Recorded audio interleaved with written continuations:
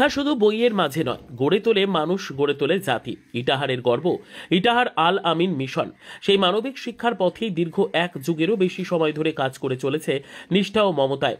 আর সেই ধারায় নতুন সংযোজন 2026 সাল থেকে শুরু হতে চলেছে গার্লস ক্যাম্পাস। তারই প্রস্তুতি পর্বে আজ অনুষ্ঠিত হলো এক মহতী গুণীজন সম্মিলন ও অভিভাবক সাধারণ সভা।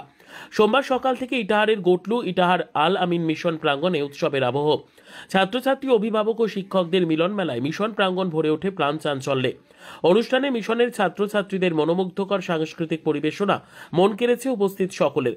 এদিনের অনুষ্ঠানে উপস্থিত ছিলেন কোচবিহারের deputy magistrate Mamun Akhtar, Boidra high স্কুলের প্রধান শিক্ষক আজিজুর রহমান, কাপাসিয়া স্কুলের শিক্ষক বিশ্বজিৎ রায়, মিশনের প্রধান শিক্ষক তথা কাপাসিয়া উচ্চ বিদ্যালয়ের প্রাক্তন প্রধান শিক্ষক শেখ কুবাদ আলী, মিশনের ডিরেক্টর কাজী আব্দুর রেজ্জাক ও বিশিষ্ট শিক্ষক আব্দুর মালিক সহ আরও অনেকে।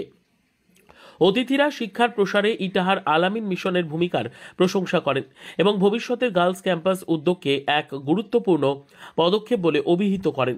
দেশ ও জাতির শিক্ষামূলক সেবায় এক নতুন অধ্যায়ের সূচনায় আজকের এই আয়োজন যেন সেই অঙ্গীকারেরই প্রতিধ্বনি। ইটাহার আল আমিন মিশন শুধু শিক্ষা দেয় না, গড়ে তোলে মানুষও।